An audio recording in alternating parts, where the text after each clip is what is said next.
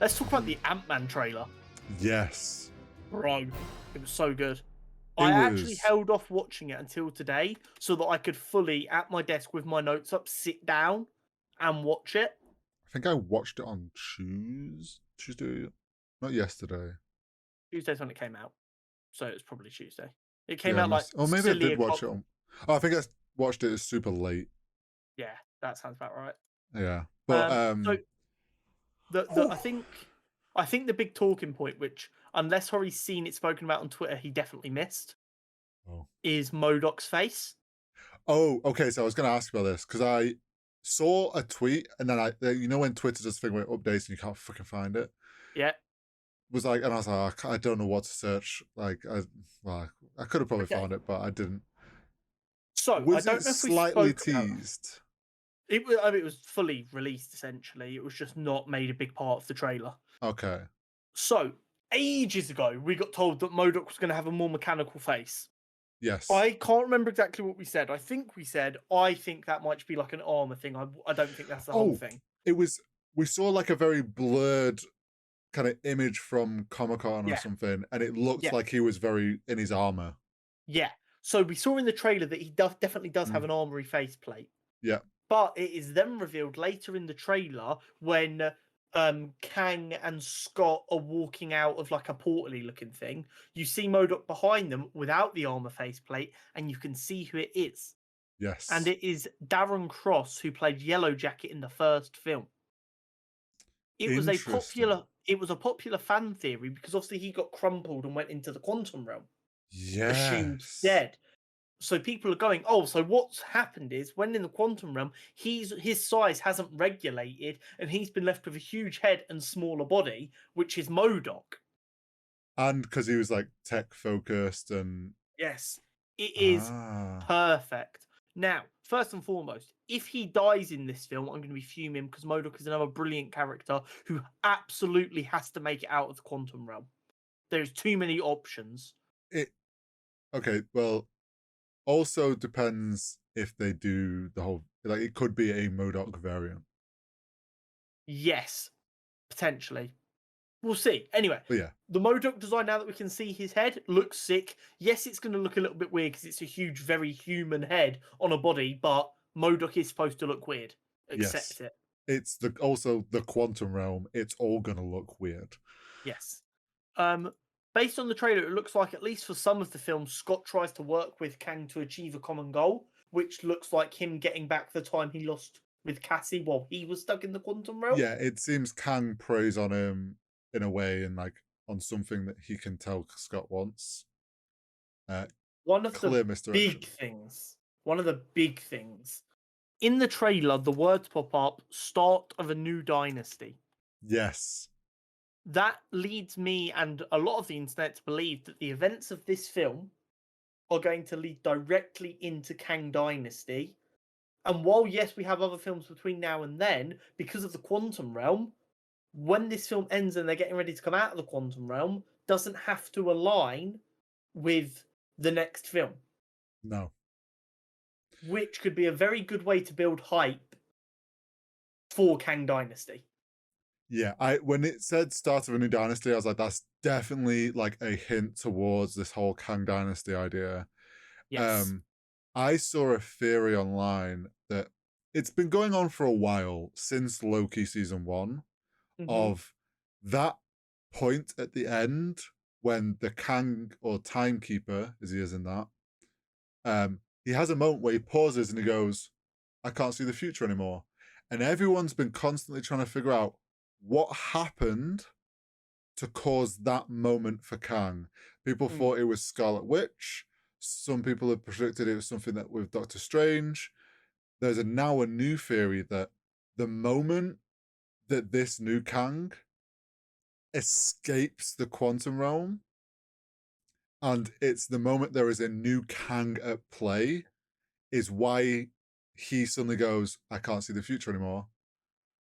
Because he's no longer the only Kang in control of it. So that's now a new theory as to where it could fit in the timeline of things. Yeah, it's definitely very interesting. I think this film is going to be very important, but it's going to be important in the sense of it gives us context to things we don't know yet, Yes. and it teases things without telling them. So it's going to be probably mildly infuriating for some people. Yeah, I because think for me and you who overanalyze stuff, we'll we're going to be find like, things. Yeah. yeah. The big things for me to take away: the quantum realm looks gorgeous. I hope Yeah, it looks that good in the final cut. it will. I'm Um, sure it will. and there are far too many ring things floating about for Oh. that to not have something to do with Miss Marvel and Shang-Chi. So that's another thing I've seen online is Yeah, there is too much. There is um too much spinny, circly shit for this to be a coincidence. there is a moment in the trailer where there's like spinny circle things and like this weird organic thing of like a tendril coming up to it. People are wondering if that's the like weird beacon being alerted in the Shang-Chi rings, Yeah, that they like looked at. Yeah, there's yeah. stuff like that. I think also something in the Well, trailer you've will got to be remember really the beacon in Shang-Chi was also what Captain Marvel went to investigate, which led to her swapping places with Kamala. mm, That's already all linked, yeah, so or at least it's all linked in people's heads because it's a logical assumption. So yeah, that would make complete fucking sense. there's And it also also ties in with the theory that this film leans into Kang Dynasty. mm, So while this stuff's happening in the quantum realm at an accelerated pace, you've got stuff happening in on Earth, yeah, whatever like and yeah, these things they're gonna line up, and it's gonna come together, and um we're gonna be like, fuck yeah, there was a very cool moment in the trailer where we visibly see a variant form when Scott yes. splits. And I think something with this film is going to really help people understand variants a bit more Do and you know what I how think that they're gonna do? happens. Do you know what I think it's gonna literally be? It's gonna be a moment where he has to make a decision. He's stuck in what to do. One of them decides to make one decision, and he makes that decision, It the other one leaves, rips out of him, and that's the man who makes that decision. And I think the audio over the top of "You Can't Trust Him" was actually about Scott's variant. maybe. Because there's this thing that's always been in science fiction and fiction that even if someone is an identical copy of you, you never trust yourself. There's this weird thing, and it does make sense, part of the human experience. But anytime there's a clone or anything in any kind of show, everyone's like, "I don't trust them Well, because they're me, it's and I not don't trust that." natural for it to be Yeah, a and I think that perfect is going to be the mirror. thing. Yeah, and Hope's going to be like, "I don't trust him." You could be right there. And obviously with the context of the trailer, everyone's going to assume that line is about Kang. And let's not forget, Marvel edit shit out of their trailer. Oh yeah, they twist shit in every Yeah, which way they and can. that's why that Modoc reveal isn't a surprise to me. Because if they wanted to, they'd just taken Modoc out or added his faceplate on. They Yeah. wanted us to know that that's Darren Cross.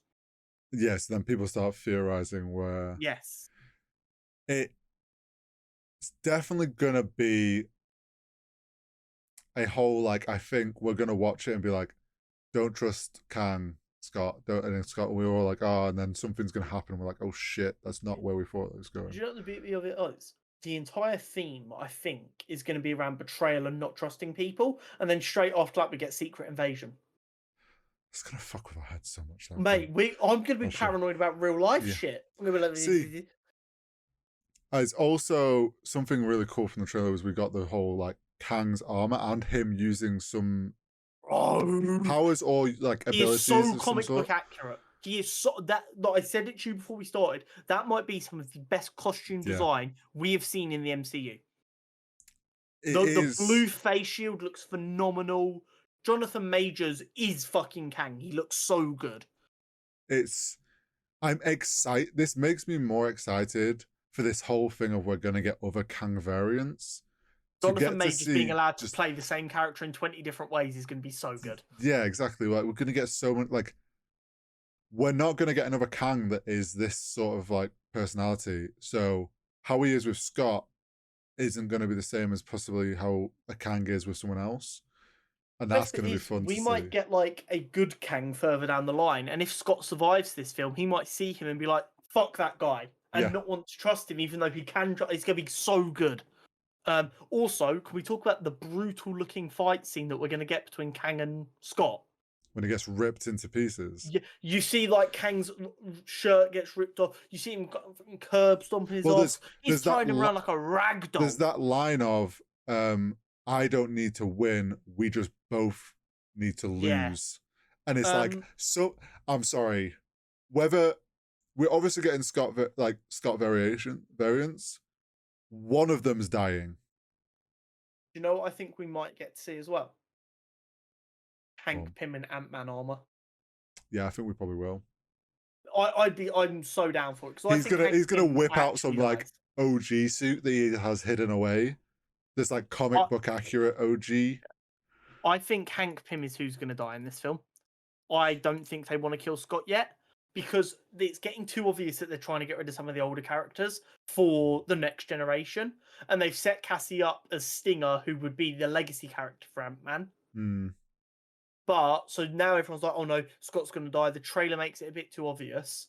I think Hank is going to Oh suit yeah, up as Ant-Man one last time and sacrifice himself. yeah. I don't think we lose Scott full stop. That's why I think maybe a variant dies. They're making it too obvious that like Scott's gonna sacrifice himself, but there's also set the precedent there's gonna be multiple Scotts. I'm down for like 12 Scots fighting Kang and Kang embarrassing them early on. Yeah. Something that I thought was interesting was there's that thing of when like he's in Ant-Man suit and he's going large and he's getting like pulled apart. The Mm. same way that Scarlet Witch There pulled is a apart. lot of similarities in the way Kang and some of the things in this trailer happen compared to Wanda. Yeah, what the way Wanda ripped apart Mr. Fantastic mirrored very similar Yeah. like feel. But you've also got the bit in the trailer where Kang goes like that and shoots his blue power out, Yes, which just looks like you could convince me that they just motion capped Elizabeth Olsen doing that and CGI Kanged over the exact same footage. possibly, I don't. but I'm not they saying that won't. is what, but like you could have convinced me Yeah, of yeah, that yeah. if you wanted to, because it's just so similar, and I don't think that's on accident. Oh no, I think that's 100% on purpose. Also But trying I to lean do. into this idea that Wanda's doing like her powers are more than just they're clearly of a different I'm level. just. I'm really curious to see what has been cut from that trailer. Mm. Or That's hidden. what I'm most interesting about. Give it a week, people will be like, why is this person getting punched in the face, but there's no one there? That was my favorite part from the No Way Home trailer. It's like, why is that Spider-Man not jumping at anything, getting punched in the face? Yeah. Who is that? It's like um, so blatant, but obviously they yeah. didn't.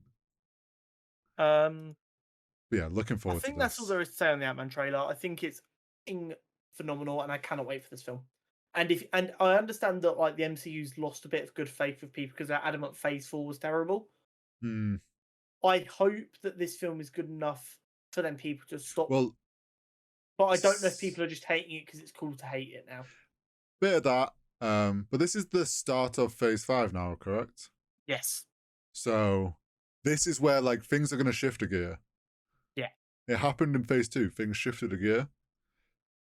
And everything started connecting and start like Um, little pieces start to connect. and if stuff doesn't start to connect after this film, then people can rightly complain that it feels like it's not going anywhere because you can't be introducing Kang as Yeah, Kang and not have it actually lead to a bit more. yeah, Um, agreed.